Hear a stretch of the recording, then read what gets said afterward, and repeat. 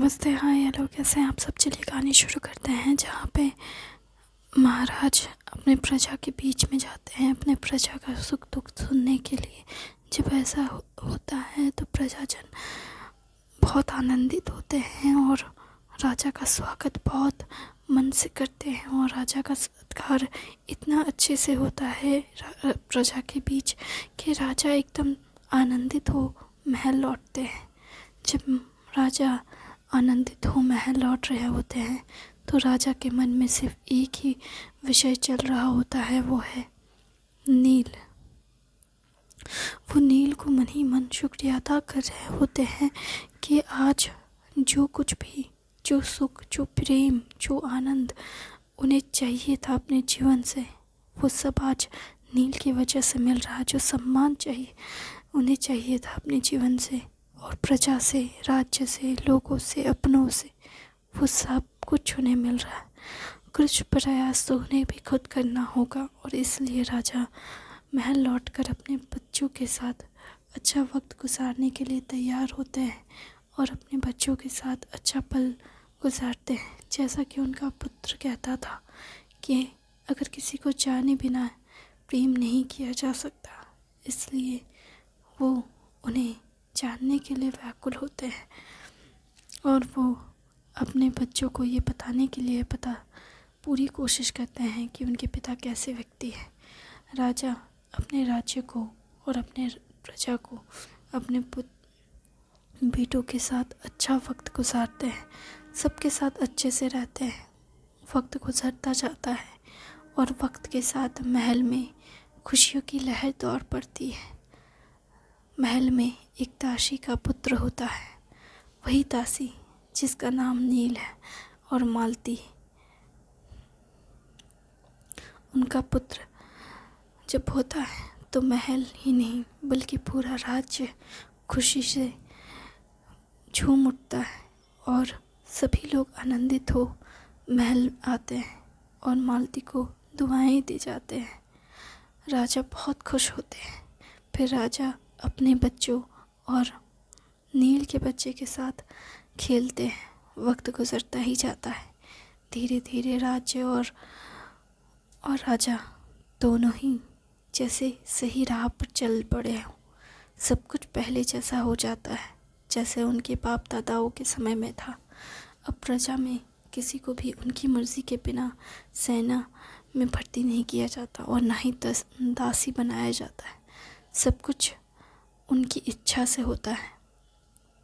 परिवर्तन इतना अच्छा होता है राज्य और राजा के अंदर कि सभी सबसे आनंदित होते हैं। राजा सभी को अनाज देते हैं और सभी पेट भर भोजन करते हैं। राज्य में सब आनंदित होते हैं, सब कुछ अच्छा होता है। फिर एक समय आता है जब नील के बच्चे का 1 वर्ष का 8 वर्ष पूरा होता है और सभी उनके जन्मदिन के लिए खुश होते हैं और उनके जन्मदिन पे खीर बनती है, पूड़ी बनती है और कई प्रकार के पकवान बनते हैं। उन पकवानों को स्वाद ले सभी लोग बहुत आनंदित होते हैं। हालांकि ये खुशी महल तक ही सीमित थी, क्योंकि राजा ने पहले ही 6 महीने के होते हैं बच्चे के पूरे प्रजा के अंदर आनंदित होकर पूरा राज भोज का आयोजन कर रखा था। और सिर्फ राजा ही नहीं, सिर्फ राज्य के लोग ही नहीं बल्कि आसपास के मगध राज्य के भी राजाओं को बुलाया गया था।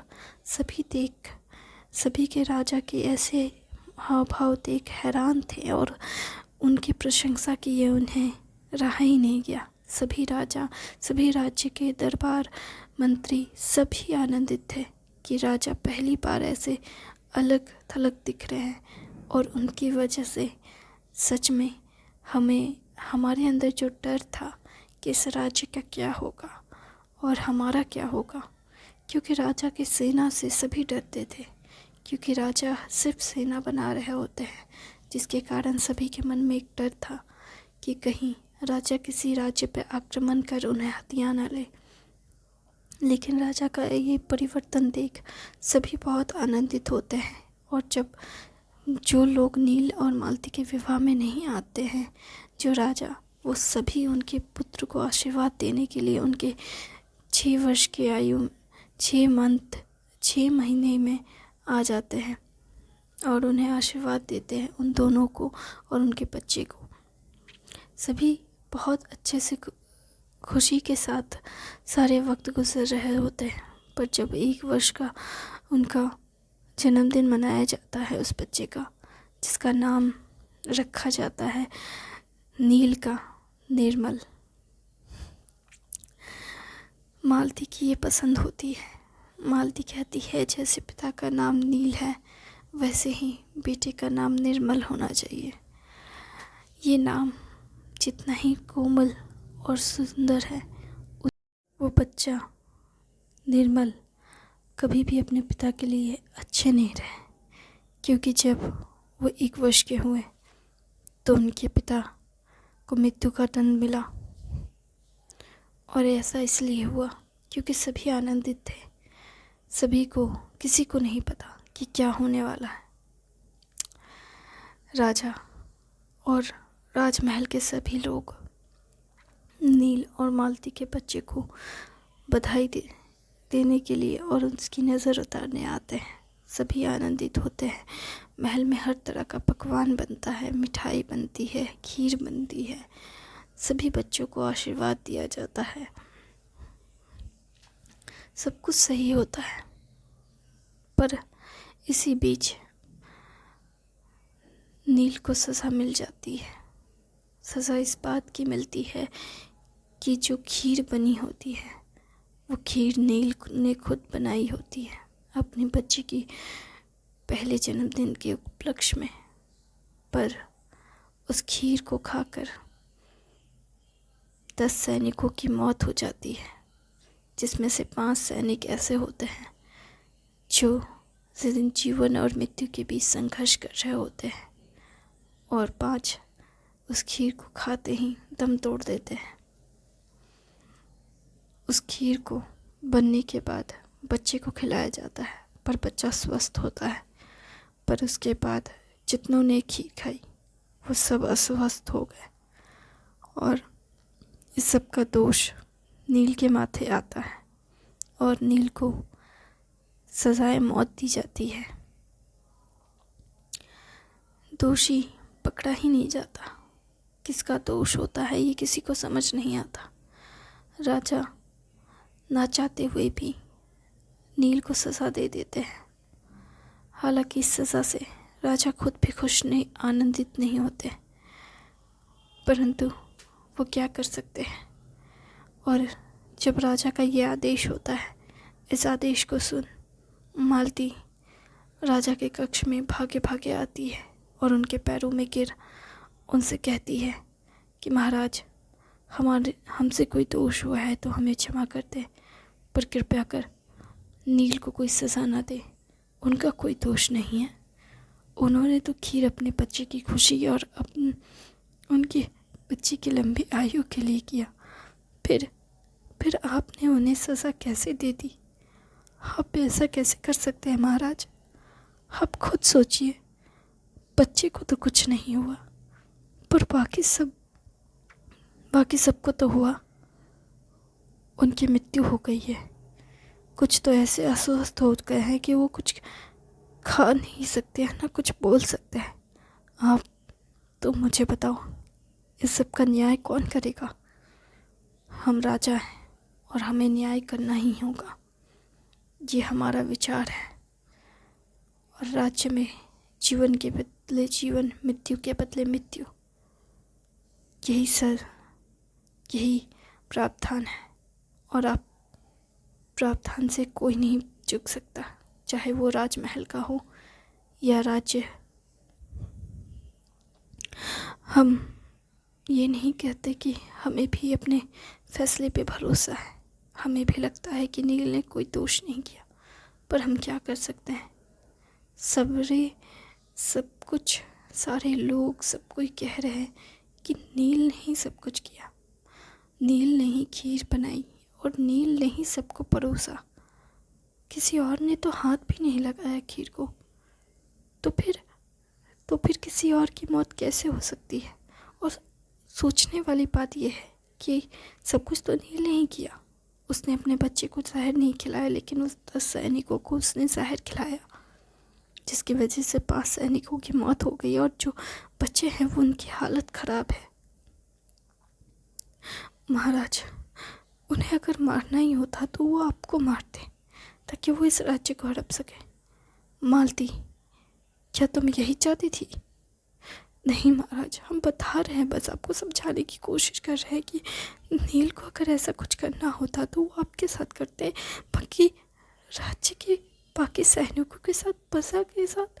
वो उनके दोस्त हैं, उनके मित्र हैं, वो सब उनके साथ। महाराज, आप मेरी बात पे यकीन करें, वो ऐसा नहीं कर सकते। हम अपने पति को जानते हैं, वो ऐसा नहीं कर सकते, उनका कोई दोष नहीं है। महाराज, आप एक बार इस पे विचार करें, इस पे ध्यान दें। आप उन्हें इस तरह से सज़ा नहीं दे सकते महाराज। आपको हमारी कसम। मालती, ये कसम, ये वादे, ये सब एक राजा के लिए नहीं होते।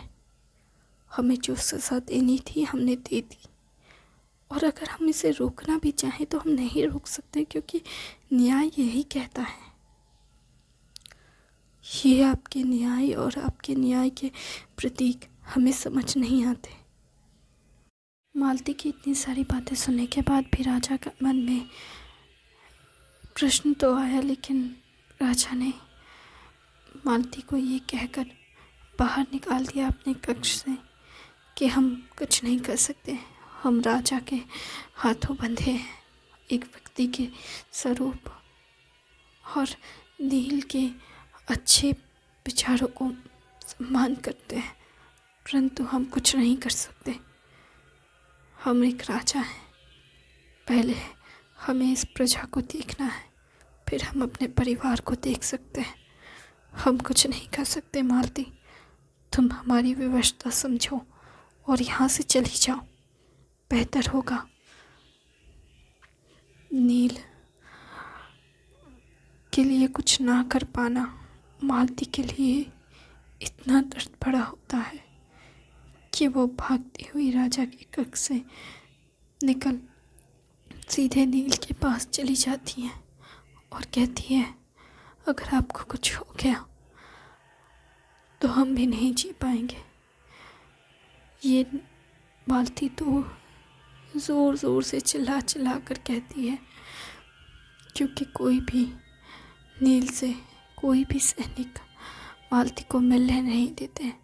इसलिए जब मालती नील से नहीं मिल पाती है तब मालती चिल्लाकर यही सब कहने लगती है। फिर एक सैनिक को नील कहते हैं, अंतिम बार मुझे अपनी पत्नी के साथ बात तो करने दें, हमें देख तो लें, फिर तो हमें विष का प्याला पिला ही दिया जाएगा, कम से कम हमने एक क्षण के लिए देख ले। ये सुन सैनिक का भी मन जैसे डोल जाता है और वो कहते हैं ठीक है।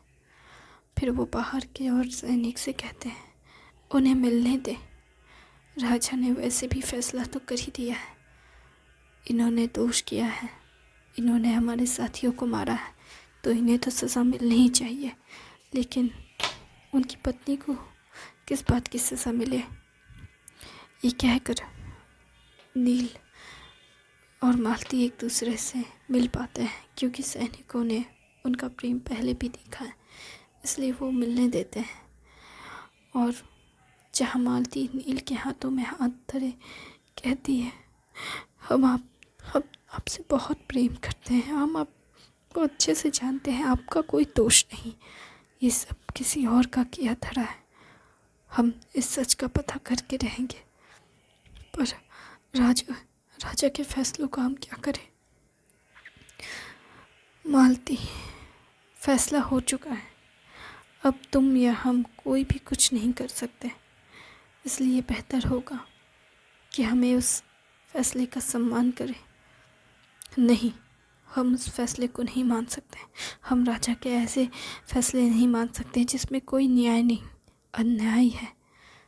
आप खुद सोचिए, आपका कोई भी दोष नहीं, फिर भी आपको यहाँ इस कारागार में डाला गया, क्योंकि हम नहीं चाहते कि आप या हमारे बच्चे को किसी भी तरीके की पीड़ा हो। अगर आपको कुछ हो गया तो हम तो जीवित नहीं रह पाएंगे।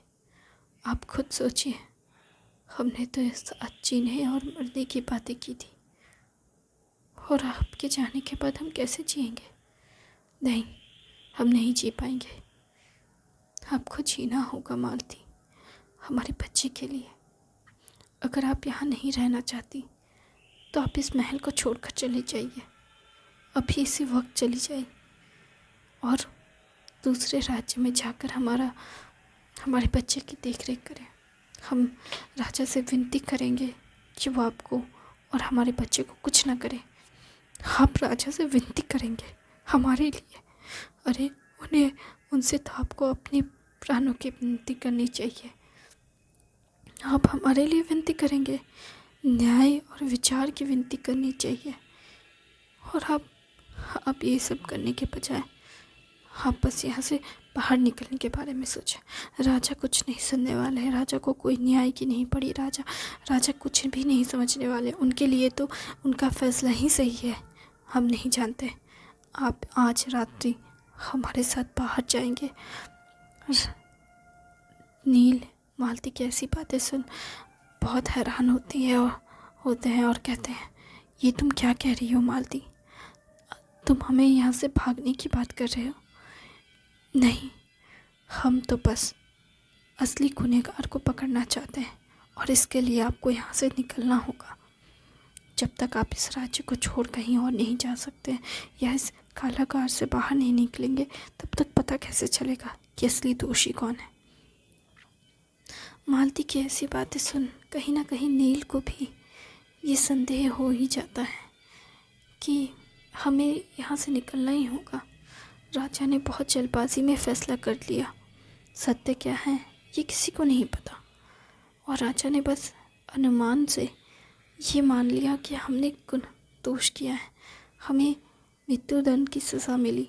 जिस जहर को खाकर उनकी मृत्यु हुई उन सैनिकों की, वही जहर को हमें खाना पड़ेगा। कहीं ना कहीं मालती सही कह रही है, हमें राजा को रोकना होगा, कहीं वो फिर से पहले जैसे ना हो जाए कठोर। अगर वो पहले जैसे हो गए तो इस राज्य का क्या होगा? हमें राजा को समझाना होगा। नील राजा के बारे में ही सोच रहे होते हैं और मालती से कहते हैं, ठीक है, हम इस पे विचार करते हैं और हम रात्रि में यहाँ से बाहर निकल जाएंगे। तुम चिंता ना करो, हमारी मदद करने के लिए कुछ सैनिक हैं। मालती कहती है, आप सत्य कह रहे हैं? हाँ, हम सत्य कह रहे हैं। हमारी मदद करने के लिए कोई है, वो हमारी मदद करेंगे। हम बाहर निकलेंगे और हम राजा को न्याय करने के लिए कहेंगे। जिन्होंने दोष किया है उन्हें सज़ा मिलेगी, हमें नहीं। अब तुम चिंता मत करो मालती, तुम जाओ विश्राम करो, हमारे बच्चे के साथ रहो।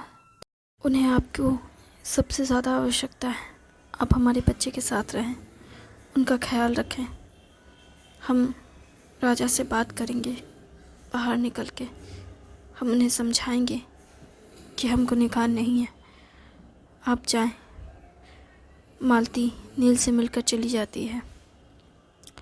इधर राजा मालती की हर बात पे ध्यान देते हैं और कहीं ना कहीं उनके मन में एक प्रश्न होता है कि फिर से जांच की जाए, फिर से पता किया जाए कि असली गुनहगार कौन है, क्योंकि उनका मन भी ये जानता था कि कहीं ना कहीं कि नील गुनहगार नहीं है, परंतु वो कुछ नहीं कर सकते थे।